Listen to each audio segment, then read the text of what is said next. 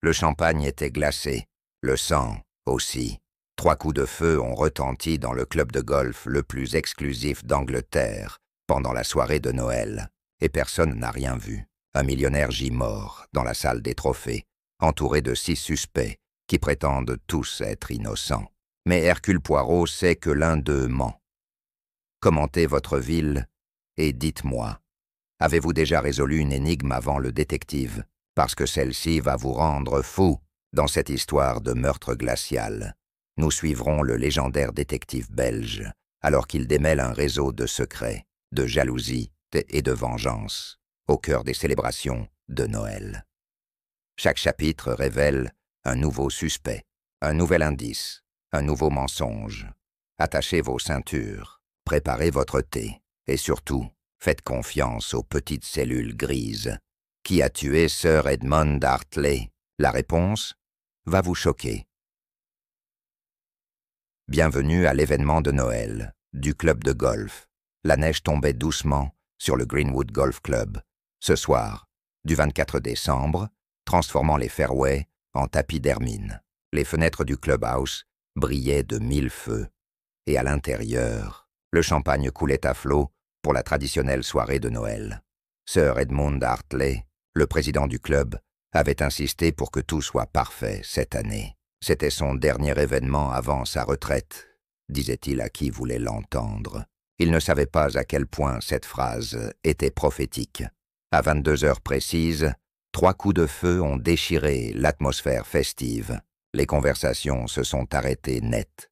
Les verres se sont figés à mi-chemin vers les lèvres. Puis, ce fut le chaos. Les invités se sont précipités vers la source du bruit.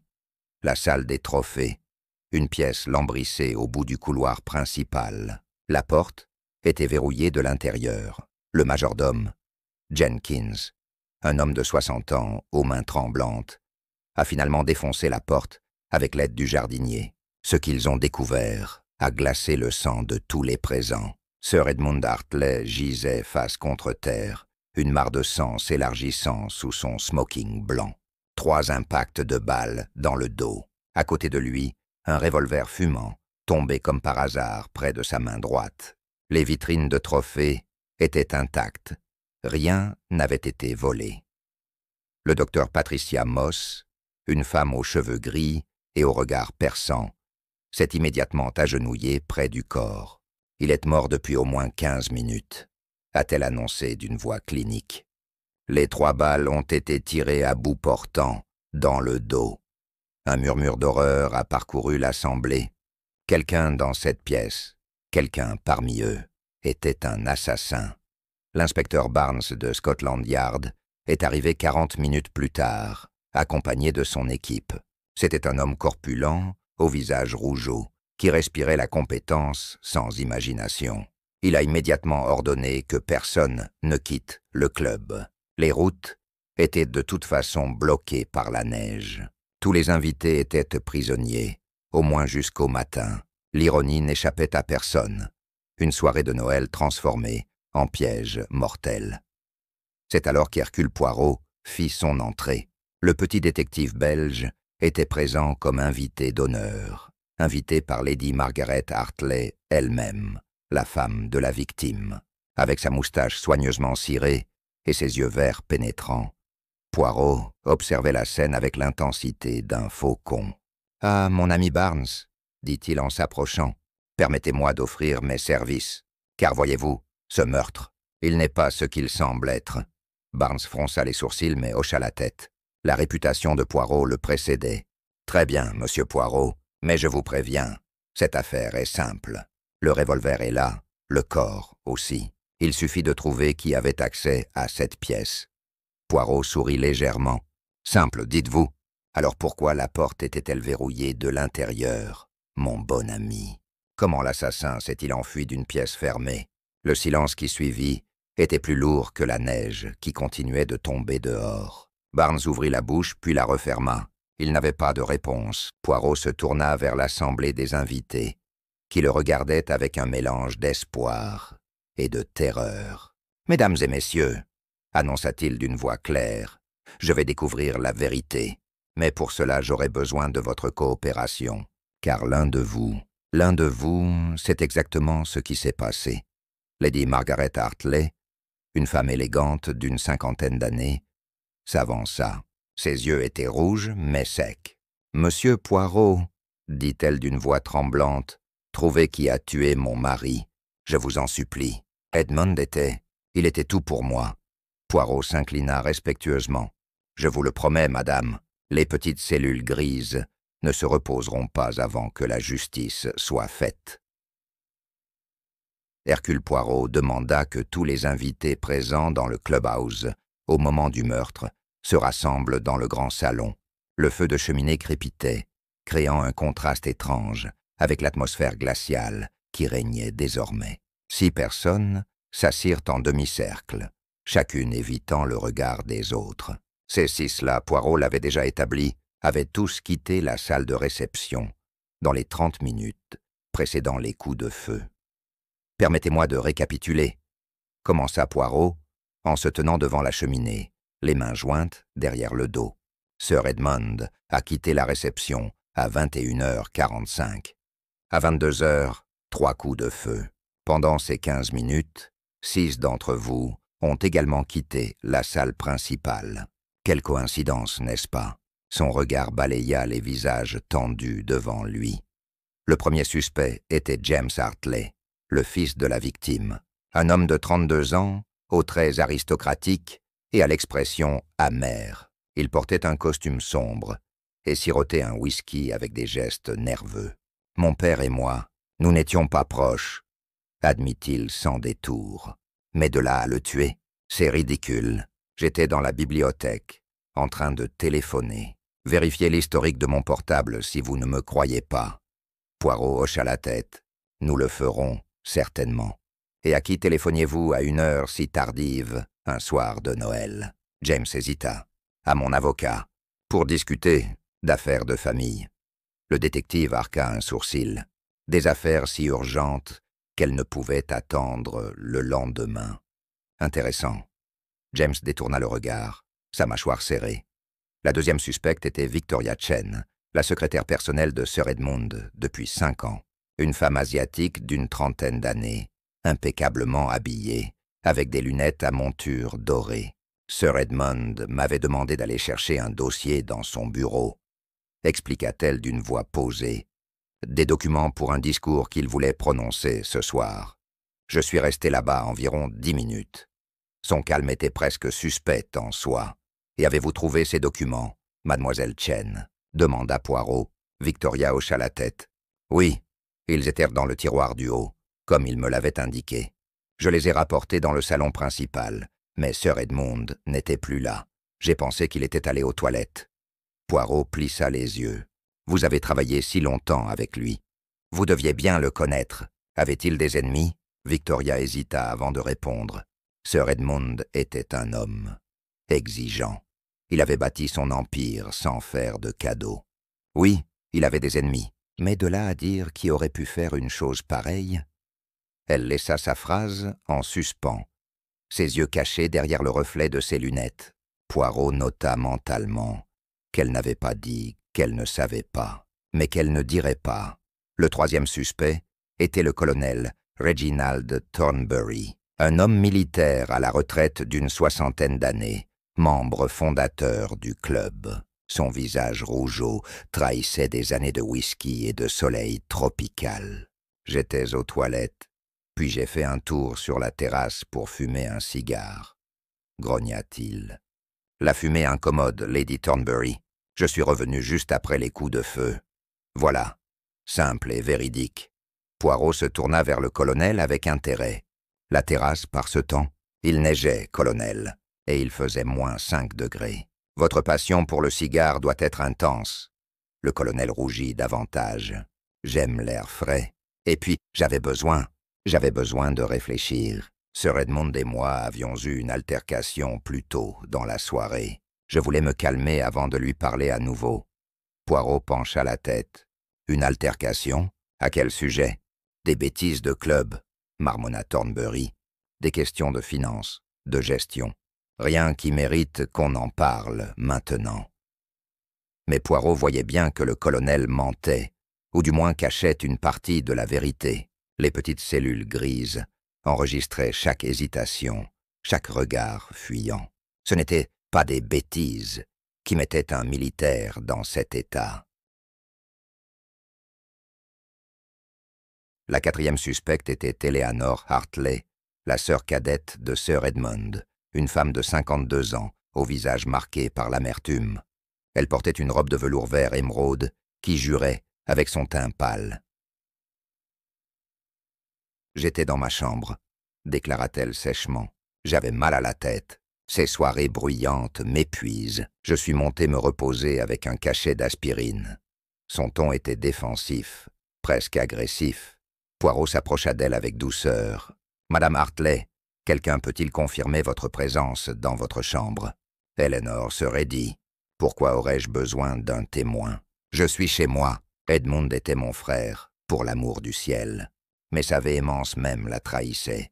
Poirot nota qu'elle avait dit « était mon frère », avec une inflexion particulière, comme si ce lien familial était à la fois un fardeau et une excuse. « Votre frère et vous, étiez-vous proches ?» demanda le détective. Eleanor rit, un son creux et désagréable. Proche, Edmund ne savait même pas ce que ce mot signifiait. Depuis la mort de nos parents, il y a 15 ans, il a géré la fortune familiale, comme s'il en était l'unique héritier. J'habite ici par charité, monsieur Poirot, par sa charité. Vous voulez savoir si je le haïssais? Oui. Est-ce que je l'ai tué? Non. L'honnêteté brutale de cette déclaration surprit l'assemblée. Poirot, lui, restait impassible. Merci pour votre franchise, madame. Elle est rafraîchissante. Il se tourna vers le 5e suspect, un homme qui se tenait légèrement à l'écart. Et vous, monsieur Whitmore, vous étiez où? Thomas Whitmore, le directeur financier du club. Un homme maigre, d'une quarantaine d'années aux lunettes, cerclé d'acier, se redressa nerveusement. J'étais dans mon bureau, en train de vérifier les comptes du trimestre, répondit-il d'une voix tremblante. Sir Edmund voulait un rapport pour la réunion du conseil d'administration après les fêtes. Je voulais m'assurer que tout était en ordre. Ses mains tremblaient légèrement. Poirot remarqua des taches de transpiration sous ses aisselles, malgré la température fraîche de la pièce. « Les comptes, dites-vous » répéta Poirot. « Un soir de Noël ? Voilà une dévotion admirable, monsieur Whitmore. » Où était-ce de la nervosité? Sir Edmund avait-il découvert quelque chose d'irrégulier dans ses comptes? Le visage de Whitmore devint livide. « Non, absolument pas. Les comptes sont parfaitement en ordre. Comment osez-vous insinuer ?» Il s'arrêta, réalisant que sa réaction excessive le rendait encore plus suspect. Lady Margaret intervint soudain. « Ted, Thomas est un employé loyal depuis 10 ans, monsieur Poirot. Edmund lui faisait entièrement confiance. » Mais Poirot nota l'échange de regards rapides entre Whitmore et Lady Margaret. Il y avait quelque chose là, une complicité, ou peut-être une peur partagée. Les petites cellules grises commençaient à tisser des connexions, aussi ténues soient-elles. Le 6e et dernier suspect était le docteur Patricia Moss, celle-là même qui avait examiné le corps. Poirot se tourna vers elle avec curiosité. « Docteur Moss, vous étiez où avant de découvrir le corps ?» Patricia, une femme pragmatique aux cheveux courts gris-acier, le regarda droit dans les yeux. « J'étais dans la salle de billard, en train de discuter avec le révérend Thompson. Nous parlions de l'œuvre caritative que le club finance. Il peut confirmer ? » « Je confirme, » dit une voix depuis le seuil. Le révérend Thompson, un homme jovial d'une 60aine d'années, entra dans le salon. Le docteur Moss était avec moi de 21h40 jusqu'à ce que nous entendions les coups de feu. Nous sommes arrivés dans le couloir, en même temps que les autres. Poirot hocha la tête, mais quelque chose dans l'empressement du révérend à fournir cet alibi le fit réfléchir. « Docteur Moss, quelle était la nature de votre relation avec Sir Edmund ?» demanda Poirot. Patricia ne sia pas. « Professionnel. J'étais le médecin du club. Je le voyais pour ses bilans annuels. Rien de plus. » Mais Poirot avait vu le muscle de sa mâchoire se contracter. Et sur le plan personnel, aucune friction? Patricia sourit froidement. « Si vous demandez si nous étions amis, la réponse est non. Edmund était un patient difficile. mais je n'avais aucune raison de lui vouloir du mal. Poirot se tint silencieux un moment, laissant le poids de ses observations peser sur les suspects. « Mesdames et messieurs, je vous remercie pour votre coopération. L'inspecteur Barnes va maintenant prendre vos dépositions officielles. Moi, je vais examiner la scène de crime plus en détail. Car voyez-vous, quelqu'un ment. Quelqu'un parmi vous sait comment Sir Edmund est mort dans une pièce fermée de l'intérieur. » Il fit une pause dramatique, et je le découvrirai. Hercule Poirot se tenait maintenant dans la salle des trophées, seul avec Hastings, son fidèle compagnon qui était arrivé plus tôt dans la soirée. La pièce était un sanctuaire du passé glorieux du club. Des coupes d'argent brillaient dans des vitrines. Des photographies jaunies montraient des joueurs en tenue d'époque, et une odeur de cire et de vieux cuir imprégnait l'air. Le corps de Sir Edmund avait été enlevé, mais la silhouette tracée à la craie et la mare de sang séchée restaient comme un témoignage macabre. « Regardez, Hastings, » dit Poirot en désignant la porte.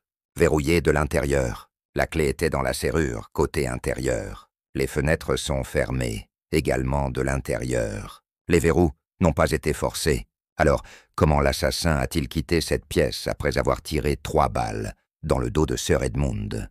Hastings fronça les sourcils, perplexe. C'était en effet un problème digne des meilleurs romans policiers. Peut-être un passage secret, suggéra Hastings. Poirot secoua la tête. J'ai examiné les murs. Ils sont solides.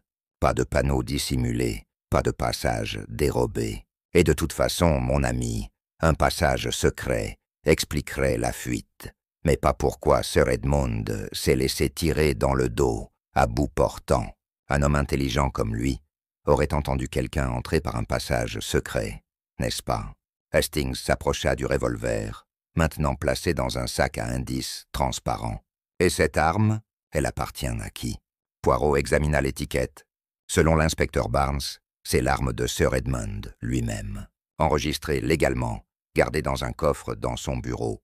Mais le coffre était ouvert ce soir. Quelqu'un savait où trouver cette arme. Les petites cellules grises travaillaient à plein régime. 3 balles dans le dos, murmura Poirot, en s'agenouillant près de la silhouette. Groupées ici, au niveau du cœur et des poumons. Un tireur compétent ou très chanceux. Sir Edmund est mort presque instantanément, selon le docteur Moss. Mais regardez ici, Hastings, qu'est-ce qui vous frappe? Hastings se pencha. Les éclaboussures de sang, elles semblent étranges. Comme si... Exactement, s'exclama Poirot en se relevant, comme si Sir Edmund était déjà penché en avant quand les balles l'ont atteint.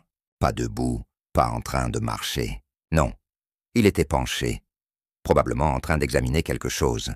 Mais quoi? Poirot balaya la pièce du regard. Les vitrines de trophées étaient intactes. Rien ne semblait déranger. Sauf, Poirot s'approcha d'une vitrine particulière. « Regardez, mon ami, cette vitrine-ci. Elle est légèrement entr'ouverte. » Hastings s'approcha. Peut-être que Sir Edmund était en train de regarder un trophée particulier. Poirot ouvrit délicatement la vitrine. À l'intérieur se trouvaient 3 coupes, toutes remportées par Sir Edmund lui-même dans les années 1990. Mais l'une d'elles, la coupe du championnat de 1995, avait une carte posée à côté. Poirot saisit la carte avec précaution, à l'aide d'un mouchoir. C'était une simple carte de visite blanche, avec un message écrit à l'encre noire.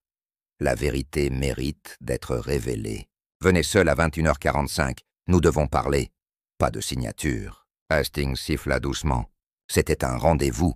Sir Edmund a été attiré ici par cette note. Poirot hocha lentement la tête. Oui, mais attiré par qui? L'écriture est soignée, presque trop. Elle ne révèle rien sur l'auteur. Et cette histoire de vérité? Demanda Hastings. Quelle vérité? Poirot glissa la carte dans sa poche. Ah, voilà la question cruciale, n'est-ce pas? Sir Edmund cachait quelque chose d'assez grave pour qu'on l'assassine. Et cette vérité, elle est la clé de tout. Poirot fit le tour de la pièce une dernière fois, ses yeux perçants n'omettant aucun détail. Soudain, il s'arrêta devant la cheminée. « Hastings, venez voir. » Dans l'âtre, quelques braises rougeoyaient encore faiblement. Mais ce n'était pas cela qui avait attiré l'attention de Poirot. C'étaient les cendres, des cendres de papier, récentes, encore partiellement intactes. Avec précaution, Poirot en récupéra quelques fragments. On pouvait distinguer des bouts de mots. Paiement, offshore, secret.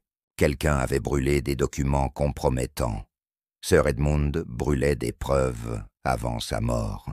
S'étonna Hastings. Poirot secoua la tête. Non, mon ami. Regardez la température des cendres, leur position. Ces papiers ont été brûlés après la mort de Sir Edmund. L'assassin est resté dans cette pièce plusieurs minutes après le meurtre, suffisamment longtemps pour détruire des documents importants. Mais alors, Poirot se figea, ses yeux s'écarquillant. Alors la pièce verrouillée n'est pas un mystère du tout. C'est une mise en scène. Assez. Le lendemain matin, la neige avait cessé de tomber, mais les routes restaient impraticables. Le club était toujours isolé et ses occupants forcés de cohabiter avec un meurtrier.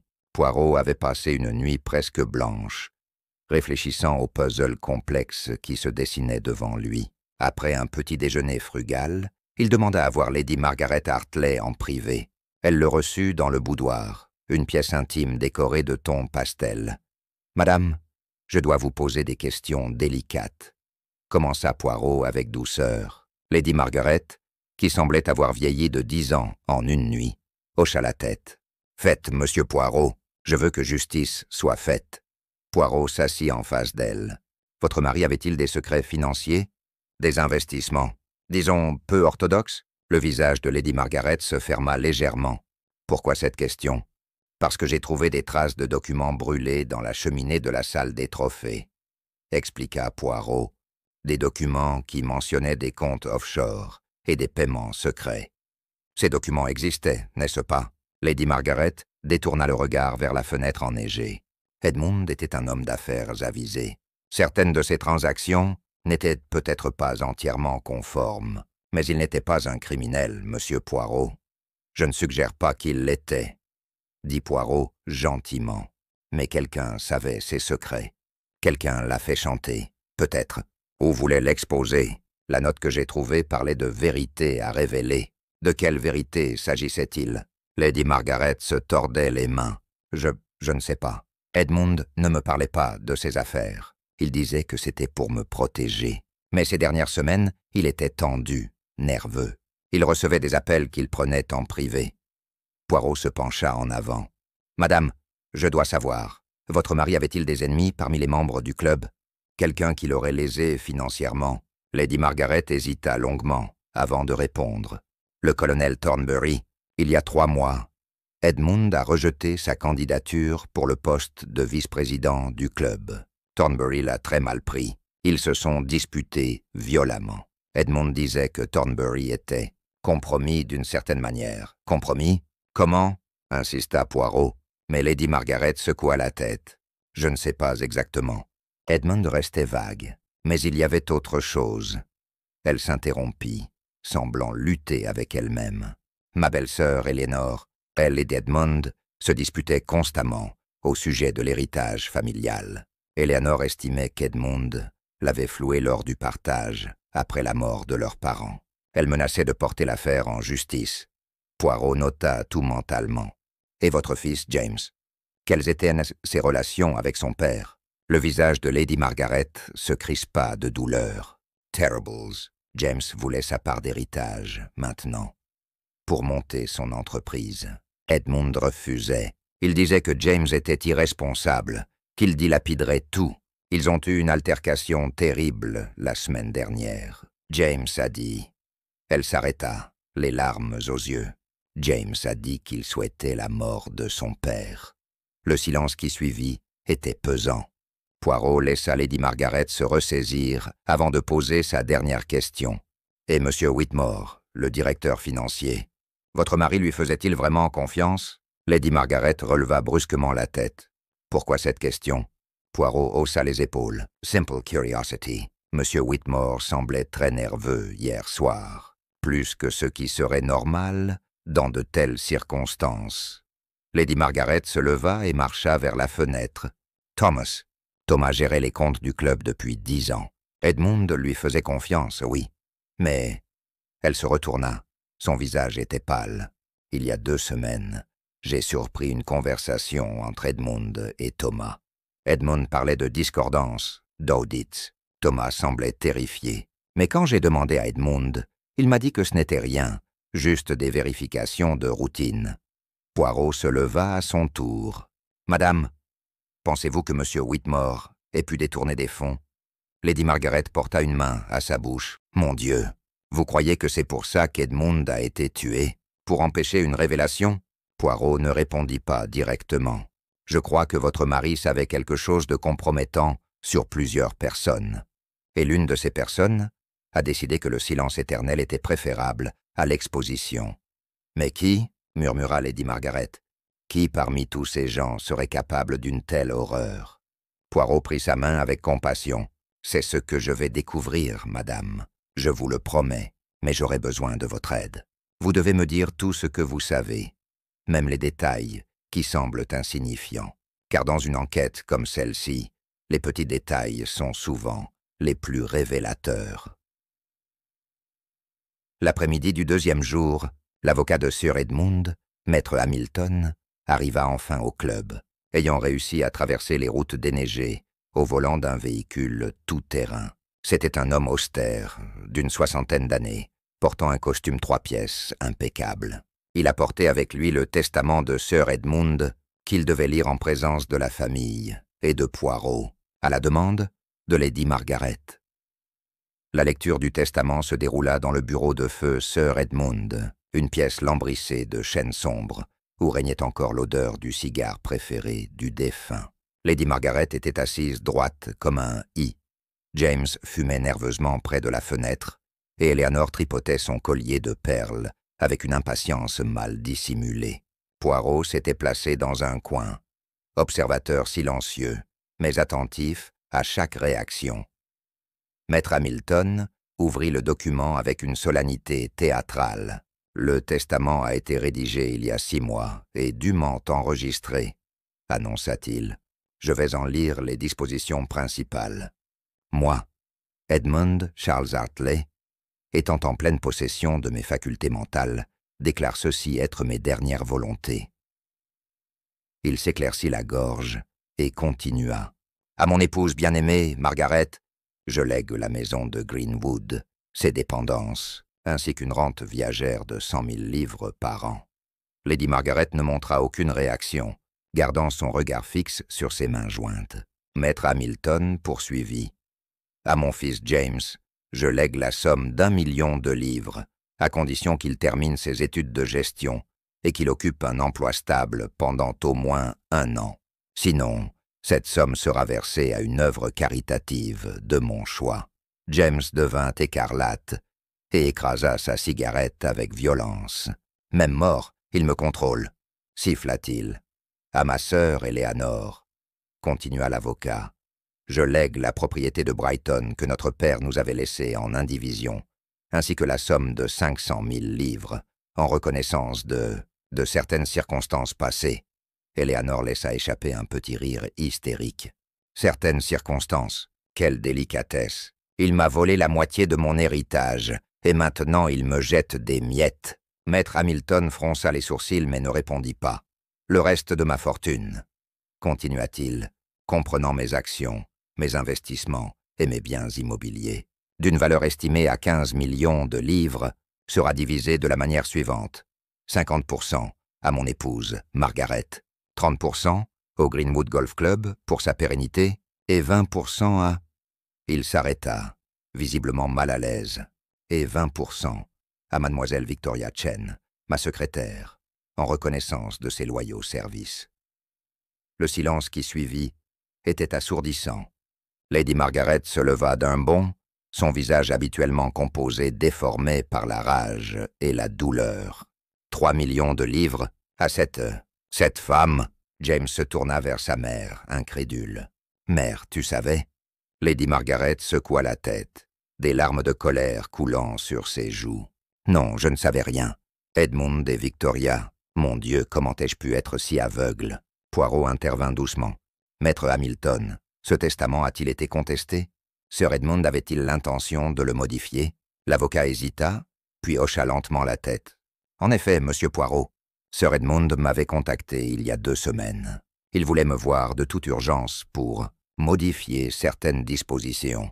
Nous avions rendez-vous le 27 décembre, après les fêtes. Mais il n'a pas voulu me dire au téléphone ce qu'il comptait changer. Cette révélation changea l'atmosphère de la pièce. Eleanor se leva à son tour. Il allait modifier le testament.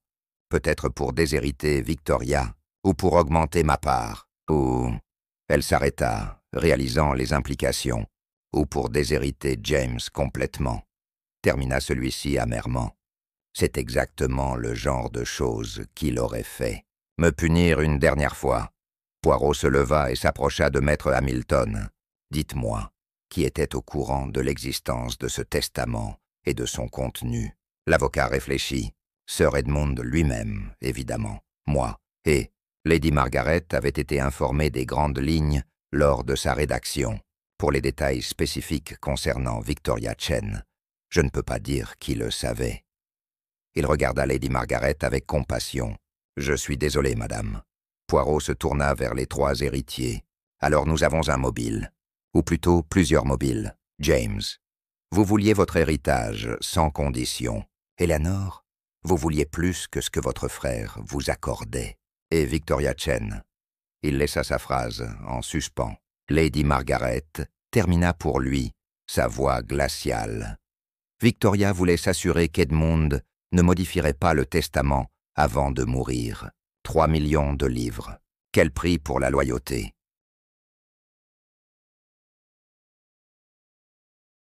Le 3e matin, les routes sont enfin praticables, et les invités non essentiels à l'enquête furent autorisés à partir. Mais les 6 suspects principaux devaient rester. Poirot convoqua Victoria Chen dans le salon vert, une pièce élégante mais froide, meublée de canapés en cuir vert foncé. Victoria arriva avec son calme habituel, mais Poirot remarqua les cernes sous ses yeux et la légère tension dans ses épaules. « Mademoiselle Chen, asseyez-vous » dit Poirot aimablement. Victoria s'assit, croisant élégamment ses jambes et posant ses mains sur ses genoux. « Je suppose que vous voulez discuter du testament, » dit-elle sans préambule. Tout le monde doit parler de ça maintenant. La maîtresse cupide, qui hérite de millions. Son ton était amer, mais contrôlé. Poirot l'observa avec intérêt. Elle ne niait pas. Elle attaquait directement. « Étiez-vous la maîtresse de Sir Edmund » demanda Poirot simplement. Victoria le regarda droit dans les yeux. « Oui, pendant 3 ans. Nous étions discrets. Mais ce n'était pas seulement physique. Edmund et moi, nous nous comprenions. Nous étions similaires. Ambitieux. Pragmatiques. Seuls. » Elle ne montrait aucune honte, aucun remords. Lady Margaret ne le rendait pas heureux. Leur mariage était une façade sociale. Poirot hocha la tête. « Et ce legs de 3 millions de livres, c'était votre idée ou la sienne ?» Victoria sourit légèrement. « La sienne. Je n'ai jamais demandé d'argent. » Mais Edmund insistait. Il disait que j'avais sacrifié mes meilleures années pour lui et que je méritais d'être récompensé. J'ai accepté parce que, eh bien, pourquoi pas? Je n'ai pas de famille, pas de fortune personnelle. Ces 3 millions représentent ma sécurité. Saviez-vous qu'il planifiait de modifier son testament? La question tomba comme un coup près. Victoria cligna des yeux. La première vraie émotion qu'elle montrait. Quoi? Non. Pourquoi aurait-il? Puis son visage se ferma. Pour me déshériter, évidemment. Il avait décidé de retourner à sa vie respectable avant de mourir. Elle rit amèrement. L'hypocrite. Jusqu'au bout. Poirot se pencha en avant. Vous saviez qu'il était malade. Vous saviez qu'il allait mourir. Ce n'était pas une question. Victoria ne nia pas. Je gérais son agenda. Bien sûr que je savais. Les rendez-vous avec le docteur Moss, les médicaments qu'il cachait dans son bureau. Je ne suis pas stupide, monsieur Poirot, mais Edmund ne m'en a jamais parlé directement, alors je n'ai rien dit non plus. C'était notre arrangement silencieux. Et quand avez-vous découvert qu'il voulait modifier son testament? Insista Poirot. Victoria hésita, puis soupira. Il y a 2 semaines. J'ai entendu sa conversation téléphonique avec maître Hamilton. Edmund disait qu'il devait corriger certaines erreurs, avant qu'il ne soit trop tard. J'ai compris que j'étais l'une de ces erreurs. Sa voix se brisa légèrement. Le premier signe de vulnérabilité. 3 ans de ma vie, et j'allais finir avec rien.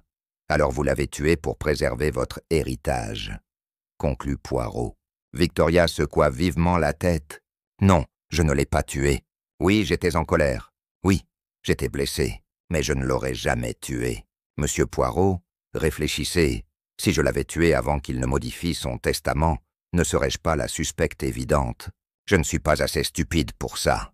Sa logique était imparable, mais Poirot savait que l'intelligence pouvait aussi mener au crime parfait. Où étiez-vous vraiment entre 21h45 et 22h?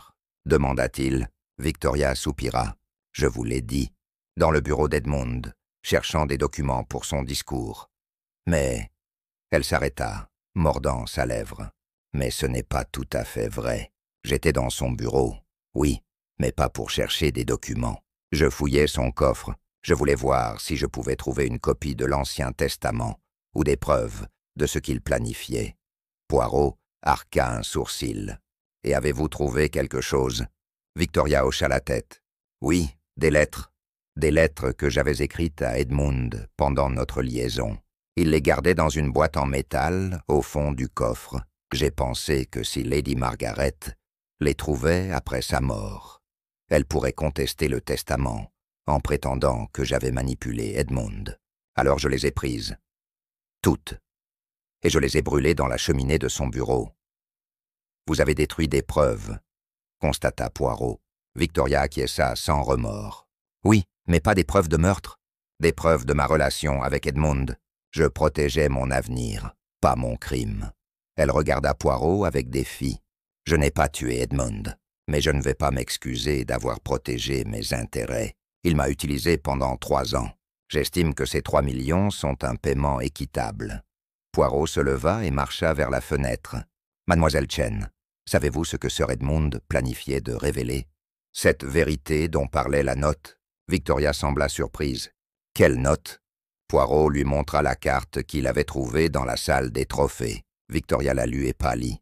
Je ne sais rien de ça.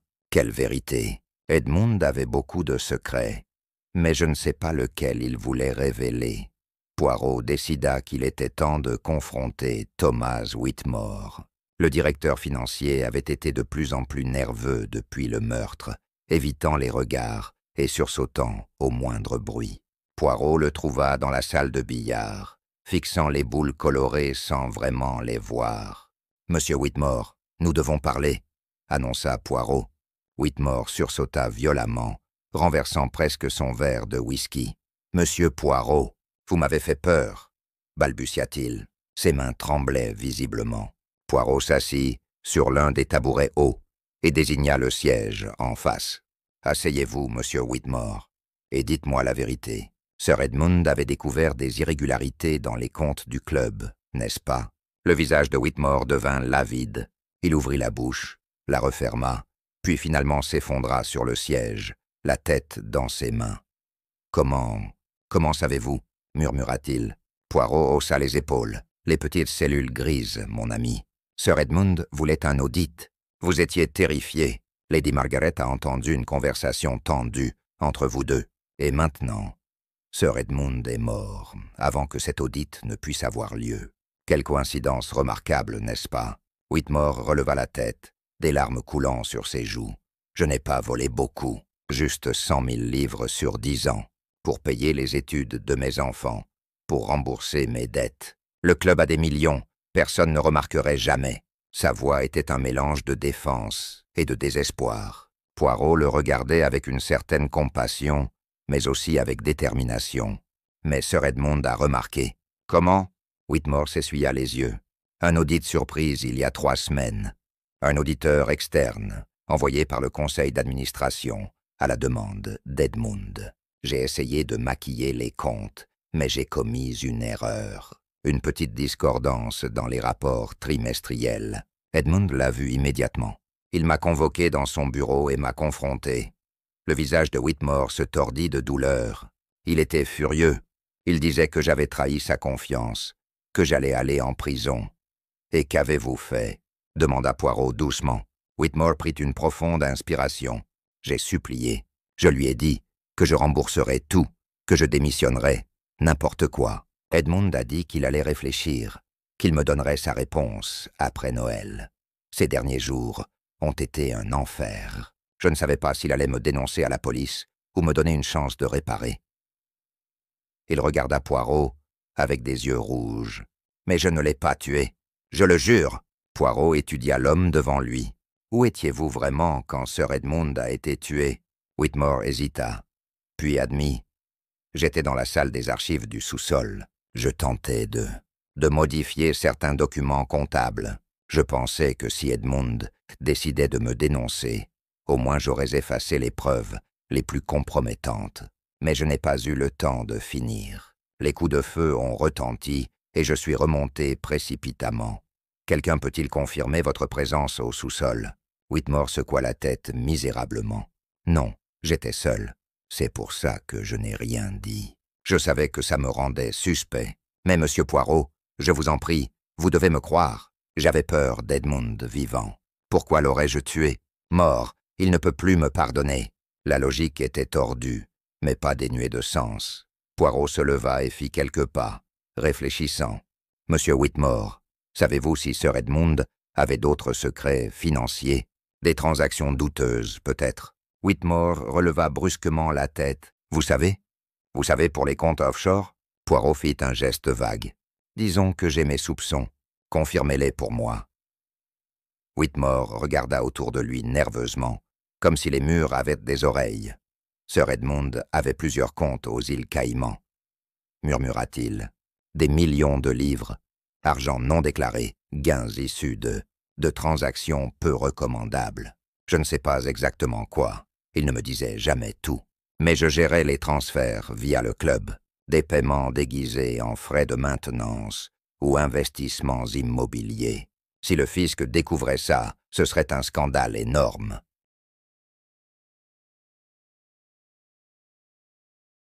Poirot trouva le colonel Thornbury dans la salle de fumoir, un cigare à la main et un verre de cognac sur la table, à côté de lui. L'homme avait l'air fatigué, vieilli par les événements des derniers jours. « Colonel, » dit Poirot en entrant, « je crois qu'il est temps que nous ayons une conversation franche. » Thornbury leva les yeux, son expression mêlant résignation et défi. « Je me demandais quand vous viendriez, Poirot. » Poirot s'assit sans y être invité. « Vous faisiez chanter Sir Edmund, n'est-ce pas ?» La question directe fit sursauter le colonel, mais il ne nia pas. Après un long silence, il hocha la tête. « Oui, je suppose qu'il est inutile de mentir maintenant. Edmund avait des secrets financiers qui auraient pu le ruiner. Et moi, j'avais besoin d'argent. » Sa voix était amère. Le grand colonel Thornbury, héros de guerre, réduit à faire chanter un ami. « Pourquoi aviez-vous besoin d'argent ?» demanda Poirot avec curiosité. Thornbury prit une longue gorgée de cognac. « Des dettes de jeu. Stupides dettes de jeu, accumulées pendant des années. Je devais 200 000 livres à des gens dangereux, des gens qui ne plaisantent pas avec le non-paiement. Edmund le savait et il a refusé de m'aider. Alors j'ai découvert ses comptes offshore et je lui ai proposé un marché. » « Quel marché ?» Thornbury rit amèrement. « Je garde le silence sur ses comptes et il me prête l'argent dont j'ai besoin. Pas un don, un prêt. Je comptais le rembourser, je le jure. Edmund a accepté, mais à contre-cœur. Et depuis, il me détestait. Il cherchait un moyen de se débarrasser de moi sans que je révèle ses secrets. » Le colonel regarda Poirot avec des yeux las. « Et maintenant, il est mort. Et moi, je suis ruiné de toute façon. » Poirot plissa les yeux. « Ruiné? Comment ça ?» Thornbury soupira. « Le prêt était personnel, entre Edmund et moi. Pas de contrat écrit, juste sa parole. Maintenant qu'il est mort, je ne peux pas prouver qu'il m'a prêté cet argent. Lady Margaret va exiger que je rembourse immédiatement. Ou pire, elle va révéler le chantage à la police. Je suis fini, Poirot. Ma réputation, mon honneur, tout est perdu. Alors vous l'avez tué, » conclut Poirot calmement, pour l'empêcher de vous exposer, ou par vengeance. Thornbury bondit sur ses pieds, renversant presque son verre. « Non, bon sang, non, je ne suis pas un assassin. J'étais sur la terrasse, comme je vous l'ai dit. J'avais besoin d'air, j'étais stressé. Mais je n'ai pas tué Edmund. Sa véhémence semblait sincère, mais Poirot restait sceptique. Colonel, vous avez menti sur vos mouvements ce soir-là. Vous avez un mobile puissant, et vous aviez accès au revolver de Sir Edmund, n'est-ce pas? En tant que membre fondateur du club, vous connaissiez l'emplacement du coffre. Thornbury se rassit lourdement. Oui, je connaissais le coffre.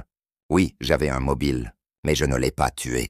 Écoutez, Poirot, je suis peut-être un homme faible, un tricheur, un lâche même, mais je ne suis pas un meurtrier. Poirot étudia le colonel longuement. Très bien. Alors, aidez-moi. Que savez-vous de cette vérité que Sir Edmund voulait révéler? La note mentionnait une vérité qui devait être révélée. Thornbury fronça les sourcils. Une vérité? Je ne sais pas de quoi vous parlez. Edmund avait beaucoup de secrets, mais je ne sais pas lequel il voulait révéler. Peut-être ses propres malversations financières, Pottermore. Un accès de conscience avant de mourir? Poirot secoua la tête. Non. Un homme comme Sir Edmund ne se confesse pas publiquement. Cette vérité concernait quelqu'un d'autre, quelqu'un qui avait assez à perdre pour commettre un meurtre. Il se leva pour partir, puis se retourna. « Colonel, une dernière question. Avez-vous vu quelqu'un se diriger vers la salle des trophées ce soir-là? » « N'importe qui ?» Thornbury réfléchit intensément, puis secoua la tête. « Non, je suis désolé. Je n'ai rien vu. » Poirot quitta la pièce, laissant le colonel à ses pensées torturées. Dans le couloir, il croisa l'inspecteur Barnes qui venait à sa rencontre. « Poirot, j'ai du nouveau. Nous avons analysé le revolver. Les empreintes dessus sont celles de Sir Edmund lui-même, personne d'autre. Et il y a autre chose. » Barnes baissa la voix. « Les balles, elles viennent bien du revolver de Sir Edmund, mais l'angle de tir est bizarre. »« Bizarre comment ?» demanda Poirot vivement. Barnes sortit des photos de la scène de crime. « Regardez les trajectoires. Les 3 balles sont entrées dans le dos de Sir Edmund en angle descendant, comme si le tireur était plus haut que lui. Mais Sir Edmund mesurait 1,90 m. Il était grand, donc soit le tireur se tenait sur quelque chose, soit il s'arrêta, perplexe. Soit Sir Edmund était penché en avant, comme j'avais déduit, compléta Poirot. Il examinait quelque chose dans la vitrine des trophées quand il a été abattu. Le tireur se tenait derrière lui, probablement près de la porte, distance d'environ 3 mètres. 3 coups rapides, groupés, un tireur expérimenté, ou quelqu'un de très déterminé. Barnes hocha la tête. Nous avons aussi vérifié les alibis. Victoria Chen était bien dans le bureau. Nous avons trouvé des cendres de lettres dans la cheminée, comme elle l'a dit. Et les autres? Barnes consulta son carnet. James Hartley a bien passé un appel téléphonique à son avocat, confirmé par les relevés. Mais l'appel n'a duré que 5 minutes. Il aurait eu le temps de tuer son père après. Eleanor Hartley, personne ne peut confirmer qu'elle était dans sa chambre. Thomas Wetmore, même chose pour le sous-sol. Et le colonel Thornbury, impossible de confirmer qu'il était sur la terrasse. N'importe lequel d'entre eux aurait pu le faire. Poirot soupira. Oui, c'est le problème. Trop de suspects, trop de mobiles, trop peu de preuves concrètes. Mais les petites cellules grises, elles ont une idée. Barnes le regarda avec espoir. « Vraiment? Vous savez qui l'a fait ?» Poirot secoua la tête. « Pas encore, mon ami. Mais je commence à voir le tableau. Donnez-moi jusqu'à ce soir. Je vais rassembler tous les suspects pour la révélation finale. » À 19 h précises, Poirot rassembla tous les suspects dans le grand salon. Le feu crépitait dans la cheminée, projetant des ombres dansantes sur les visages tendus. Lady Margaret, James, Eleanor, Victoria, Whitmore, le colonel Thornbury et le docteur Moss étaient tous présents, assis en demi-cercle. L'inspecteur Barnes et Hastings se tenaient près de la porte. L'atmosphère était électrique, chargée d'anticipation et de peur. « Mesdames et messieurs » commença Poirot en se tenant devant la cheminée, les mains jointes derrière le dos. « Je vous ai réunis ici ce soir pour révéler l'identité de l'assassin de Sir Edmund Hartley. Car oui, Hercule Poirot sait qui a tiré ces 3 coups de feu fatals il y a 3 jours. » Un murmure parcourut l'assemblée. Tous les regards étaient fixés sur le petit détective belge. Mais avant de nommer le coupable, permettez-moi de récapituler les faits. Sir Edmund Hartley était un homme complexe, riche, puissant, mais aussi mourant. Il avait un cancer en phase terminale, un secret connu seulement du docteur Moss et peut-être de quelques autres. Il savait qu'il lui restait peu de temps, et dans ce temps limité, il voulait faire quelque chose d'important. Réparer une injustice, comme il l'a dit au docteur Moss.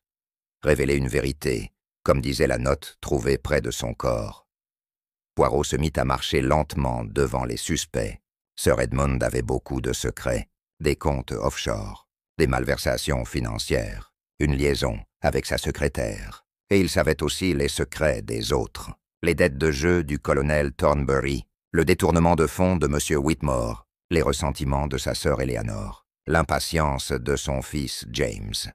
Il connaissait tout le monde, et tout le monde avait une raison de le craindre. Mais laquelle de ces raisons était assez forte pour le meurtre? C'est la question que je me suis posée. Poirot s'arrêta devant James.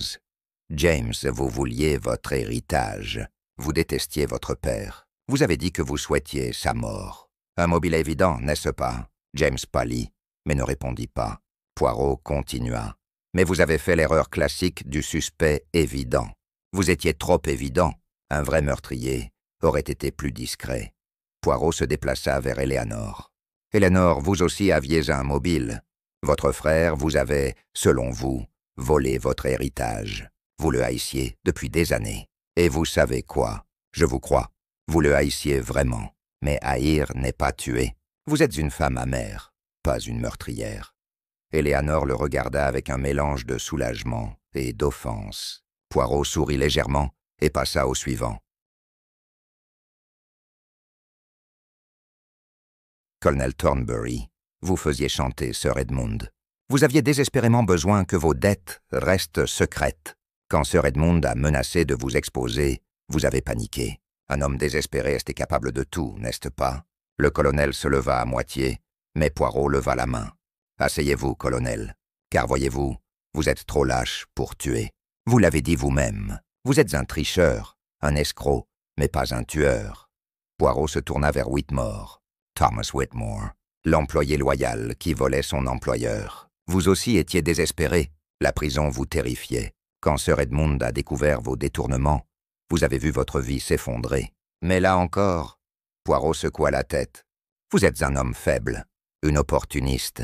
Vous détruisez des preuves, mais vous ne tirez pas 3 balles dans le dos de quelqu'un à bout portant. Victoria Chen était la suivante. Ah, mademoiselle Chen, la maîtresse. 3 millions de livres en jeu. Sir Edmund voulait modifier son testament, vous déshériter. Vous aviez le plus à gagner de sa mort avant ce changement. Un mobile financier très fort. Victoria soutint son regard sans ciller. Mais, continua Poirot, vous êtes trop intelligente. Comme vous l'avez dit, vous auriez été la suspecte évidente. Vous n'auriez jamais risqué tout ce que vous aviez gagné pour 3 millions de livres que vous auriez pu perdre de toute façon. Poirot se tint alors devant le docteur Patricia Moss. Et vous, docteur, la confidente, l'amie, celle qui connaissait tous les secrets médicaux de Sir Edmund. Vous n'aviez pas de mobile évident, pas d'héritage en jeu, pas de dette, pas de secret à protéger. Vous êtes le suspect le moins probable. Patricia fronça les sourcils. Alors pourquoi me regardez-vous ainsi? Poirot sourit tristement. Parce que justement, docteur Moss, vous êtes le suspect le moins probable. Et c'est là tout le génie de votre plan. Un silence de mort tomba sur le salon. Patricia se leva lentement, son visage devenu de marbre. Vous êtes fou. Je n'ai aucun mobile pour tuer Edmund. Poirot secoua la tête. Au contraire, docteur, vous aviez le mobile le plus fort de tous. Mais pour le comprendre, il fallait regarder dans le passé. Il fallait comprendre qui était vraiment Sir Edmund Hartley avant de devenir riche et puissant. Hastings, appela Poirot, apportez-moi le dossier, s'il vous plaît.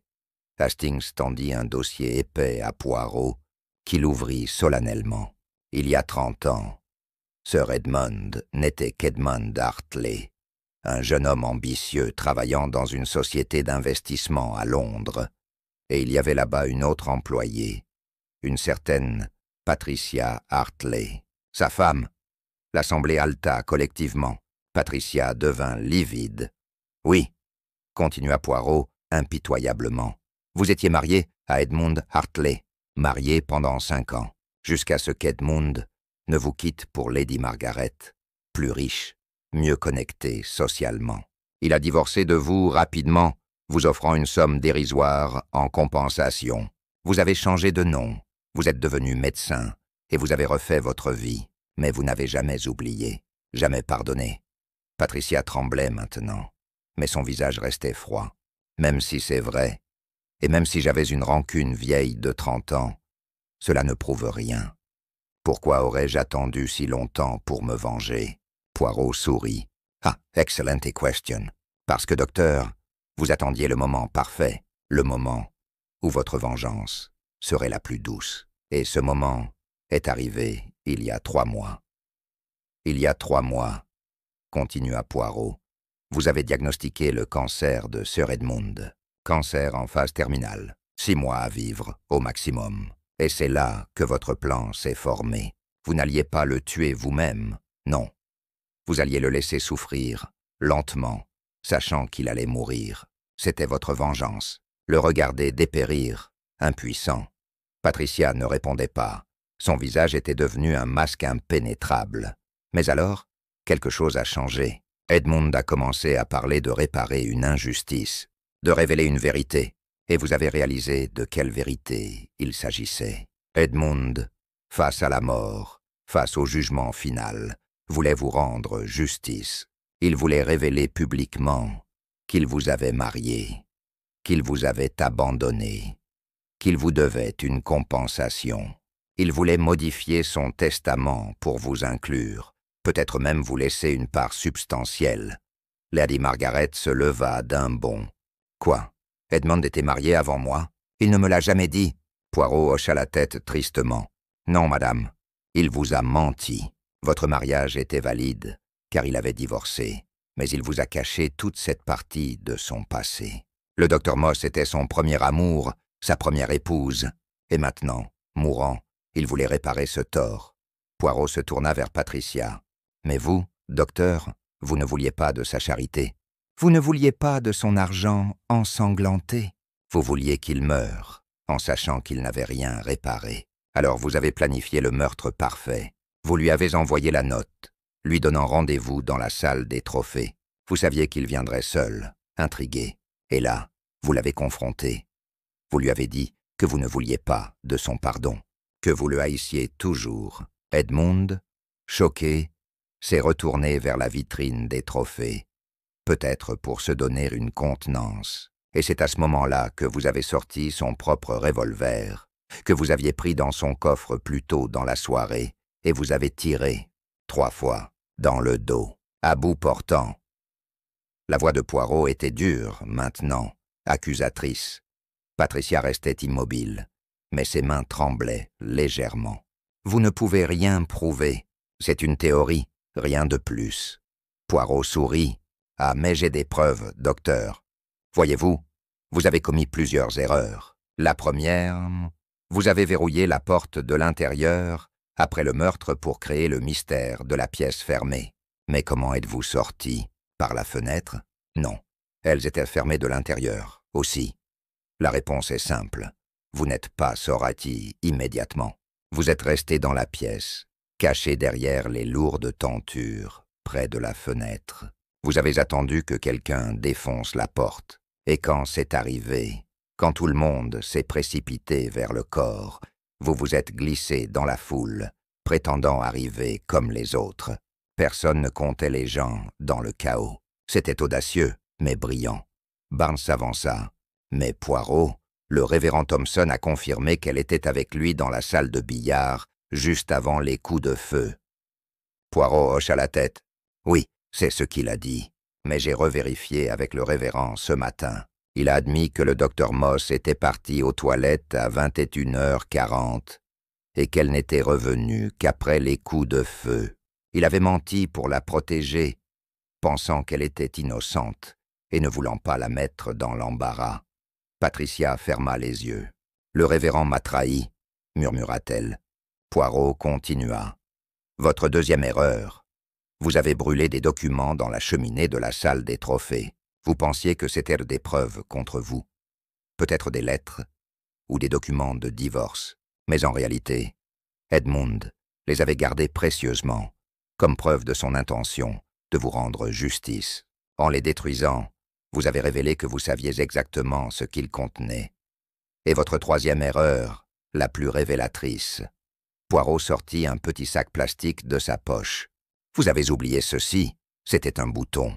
Un petit bouton de nacre. Ce bouton vient de votre veste, docteur. Je l'ai trouvé derrière les tentures où vous vous êtes caché. Il s'est arraché quand vous vous êtes pressé contre le mur. Un détail minuscule, mais fatal. » Patricia ouvrit enfin les yeux et regarda Poirot. Son visage était maintenant calme, presque serein. « Vous êtes aussi brillant qu'on le dit, monsieur Poirot, » dit-elle doucement. « Oui, j'ai tué Edmund. Et vous savez quoi? Je ne regrette rien. » Elle se leva, droite et digne. « Edmund Hartley m'a volé ma jeunesse, mes rêves, ma vie. Il m'a jeté comme un déchet quand il a trouvé mieux. Pendant 30 ans, j'ai porté cette douleur. Quand il est venu me voir, mourant, parlant de réparation, de pardon, j'ai réalisé qu'il n'avait rien compris. Il pensait que son argent pouvait tout arranger. Mais certaines blessures ne guérissent jamais, monsieur Poirot. Certaines trahisons sont impardonnables. » Ses yeux brillaient de larmes non versées. « Alors oui, je l'ai tué. Je lui ai pris les quelques mois qui lui restaient, comme il m'a pris des années de bonheur. » L'inspecteur Barnes s'avança avec des menottes. « Docteur Patricia Moss, je vous arrête pour le meurtre d'Edmund Hartley.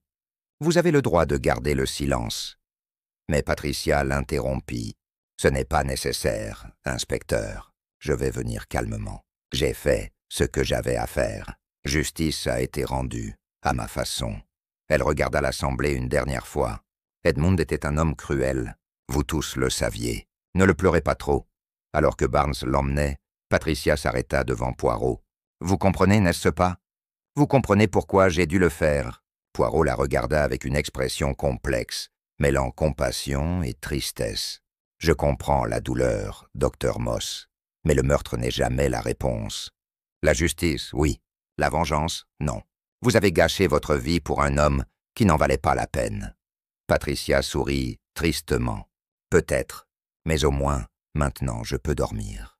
Pour la première fois en 30 ans, je peux enfin dormir. » Elle sortit, escortée par Barnes et 2 policiers. Le salon resta silencieux longtemps après son départ. Finalement, Lady Margaret parla, sa voix brisée. « Il était marié. Il m'a menti pendant toutes ces années. Qui était vraiment l'homme que j'ai épousé?